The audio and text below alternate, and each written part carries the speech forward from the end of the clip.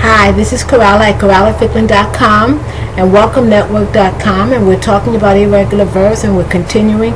I think this is the last video I'm going to do on irregular verbs.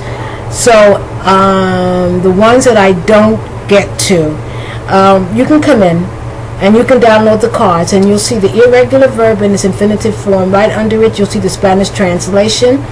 Then you'll see the past tense form, and then the past participle form. But I just want to refer back to audio number 11. I think it's audio number 11, or the audio in which I talked about the verb to lie, the verb to lay, and I explained how, number one, almost no one in English gets that verb correctly.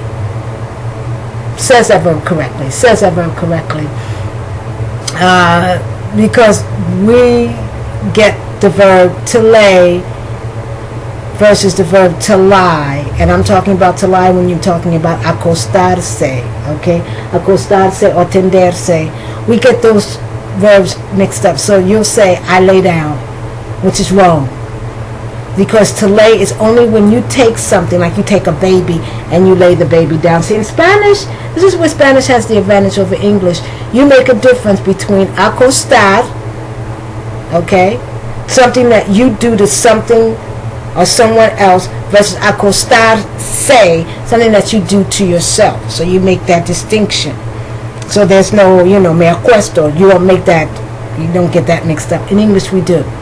And then to make it worse, the past tense of the verb to lie, when I'm talking about lying, meaning tenderse or acostarse, is, the form is lay. And you're going, lay? But that's the present tense of the verb to lay.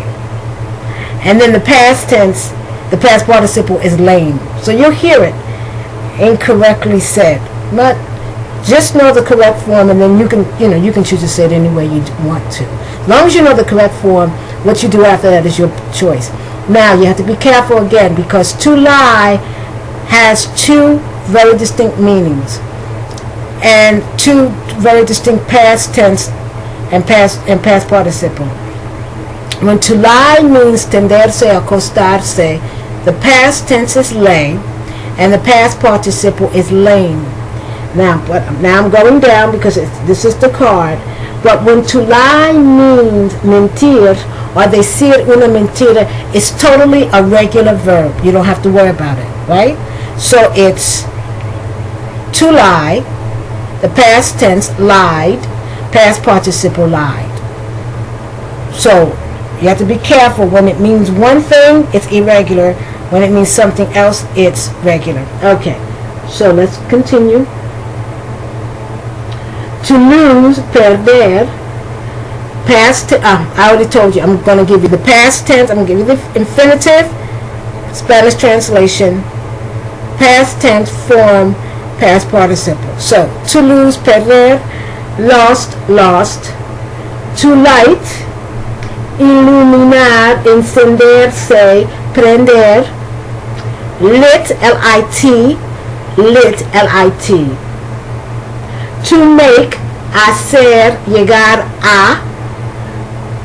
Made, M-A-D-E, and made, M-A-D-E. By the way, made is a homograph, because there's another word, homophone, excuse me, there's another word that sounds just like it but spelled differently, and that would be like a criada, or serventa. It's made, M-A-I-D. Okay. No, I'm not going to put may here. No, I'm not going to put may. To mean, significar, or querer decir, okay? We use this a lot in English. Say, well, I mean, you know what I mean? I didn't mean it, okay? Use it a lot in English. A lot. Meant, M-E-A-N-E-A-N-T, and meant, M-E-A-N-T. To meet, quedar con, encontrarse con, tropezarse con, conocer. Okay. So to meet, met, met, M-E-T, M-E-T. because I want to get through as many as I can. That's why I'm not, going into too many explanations. To pay, pagar, paid, P-A-I-D, and paid, P-A-I-D. You can see a lot of verbs have the same forms, but you cannot always be sure of that. That's the problem. To prove, probar, and demonstrar. Proved, P-R-O-V-E-D. Now, here you have two possible past participles. Both, at least in American English, are acceptable. It can be, to prove can be a regular verb, so it's to prove, proved, P-R-O-V-E-D, or proved, P-R-O-V-E-D. So there it's just totally regular. I'm used to seeing it as an irregular verb. I never use it as a regular verb. It means the same thing, but now what's happening is it's becoming regular. That's what happens. Eventually the verb will be regular. Eventually the irregular form will just disappear. But the irregular form is to prove, provar, or demonstrar, past tense proved, P-R-O-V-E-D, and the past participle, and this is the one that I use, proven, P-R-O-V-E-N. Now both are acceptable. Eventually the irregular form will just disappear. That's what happens. To put, poner, colocar, meter, past tense, put, P-U-T, past participle, P-U-T, put. To quit, dejar de hacer, irse, renunciar. Quit, Q-U-I-T, quit, Q-U-I-T. To read, R-E-A-D. Now be careful, because here this is a homograph. So let me spell the infinitive for you. To read, R-E-A-D. When it's the present tense, the E-A is long E sound. Read, read.